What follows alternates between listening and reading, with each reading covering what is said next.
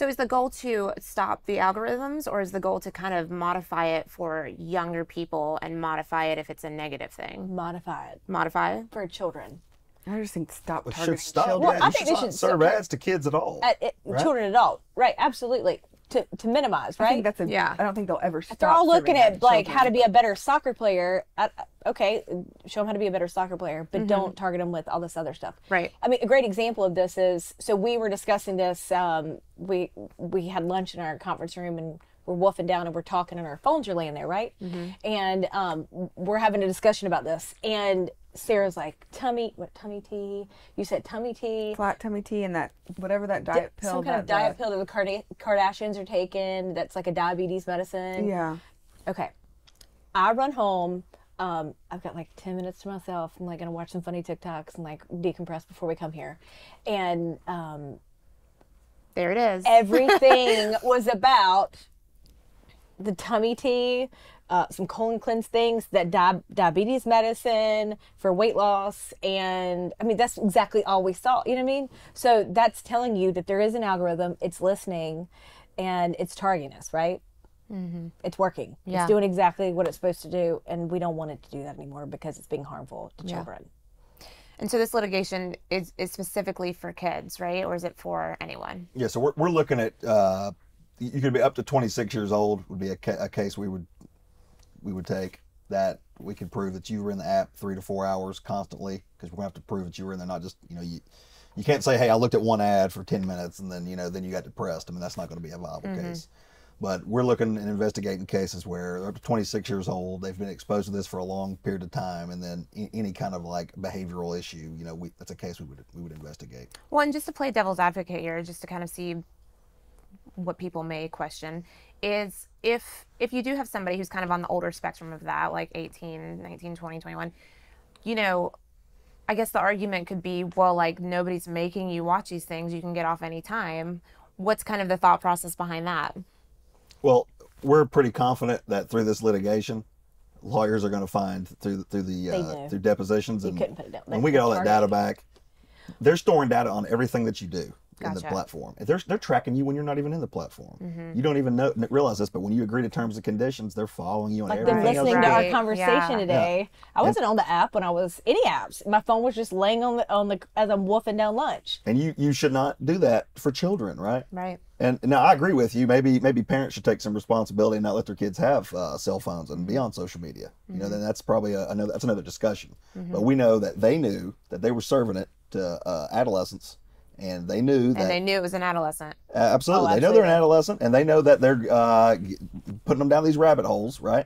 And they have their own studies that this is bad stuff, Scary. They have, not only they have studies, but they have these like big meetings where people within the company are fighting back. Like, we know that this is harmful to children. Why are we doing this? Wow. And that's what that whistleblower talks about. Like, it was great contention because it made money, right? That goes back to profit over people, right? Profit over children. And I think that's the really hard part for all of us to swallow, is they knew it was harmful. They knew it was harmful to children, and they still continue to do it. Yeah. Well, and we talk about all the serious It's very cases intentional, yeah. between bullying among social media anyway, just person to person, especially with kids, they have all this, people committing suicide from the bullying on social media. But it's kind of an interesting twist because it's almost like being bullied by social media itself for children with this, which is kind of crazy. So that is, yes, light bulb, yes, Yeah. absolutely. It's just bad stuff all around. It's not good. Yeah. So we recommend, if you see anything with a child at home, declining grades, they're not sleeping through the night, right? They're being socially awkward, Depression. Depression symptoms, anxiety, anything out of the ordinary.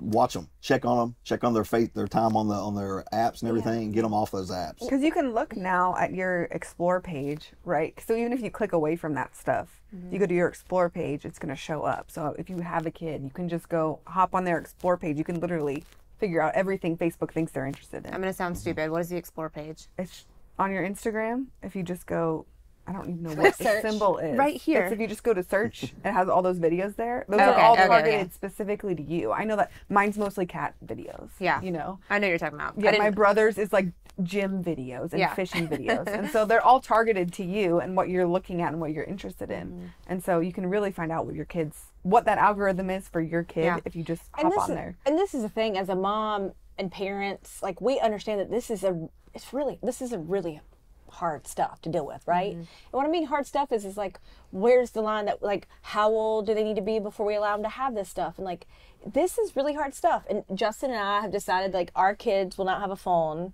until 8th grade, and they will not have social media until they have a part-time job, right?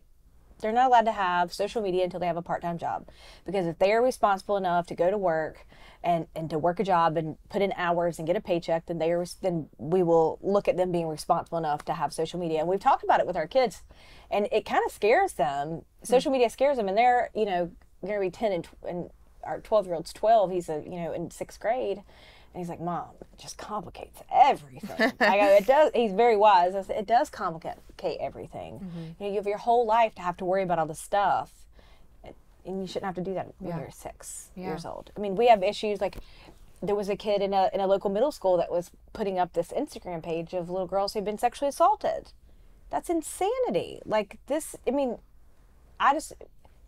these are hard questions for parents, and I just highly recommend you put it off as long as you possibly can. Yeah, there has to be a level of maturity when you're dealing with social media. For Yeah, sure. and the longer you hold off, the longer their little brains have to develop, and their sense of self is like more established, and their worthiness and self-esteem is less shakeable the older they get, and more distance they have away from that stuff. Well, I know we were all talking before we were rolling about when we remember Facebook kind of starting up. And, you know, it used to just be for like universities and colleges. And I kind of feel like it should have stayed that way, like for adults, you know. yeah. And I don't know when it expanded to kind of whoever and anybody, but it seemed a whole lot less I was, complicated back then. Yeah, I remember I was at East Carolina University. It was like 2001 because it was right before I graduated. And it was when you had to type in thefacebook.com, www.thefacebook.com. And there was only like 20 some schools on there at that time. Yeah. Because at first it was just Harvard and Stanford, like Ivy League schools, and they started adding in other schools, and then it became all university. You had to have an EDU. Right. Email to even get started. So, like, I think that's why we don't see a lot of adults that have this issue, because their brains have been developed by the time, you know, social media came around. I was 21 years old, you know what I mean? And they had a sense of self and worthiness and all those things. So it's a lot harder to shake when you have that. You know, digital everything has got to be policed in general, because I know even when I was younger and computers had just gotten into schools and stuff, I mean, it was all about the chat rooms then, and you'd have inappropriate sexual ads that would pop up, you know, and so AOL it's chat like, rooms. I remember 1995, the dial up, and like the coolest thing ever would be get to a chat room and you'd be like, holy smokes, those are words I don't even know, and I'm pretty sure my mom and dad do not want me to know them. No, absolutely. So it's just kind of like, I feel like this is the new form just because it's the new technology, it's the new age, but it's scary. We just got to demand better for our kids, for ourselves. And hold them like a companies hawk. accountable. Yeah. Yeah. Do all the privacy settings, you know. And we have apps.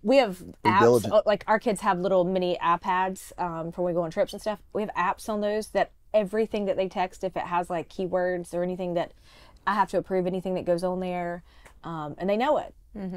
I'm a psycho mom. I am. When life gets ugly, justice is lovely. The love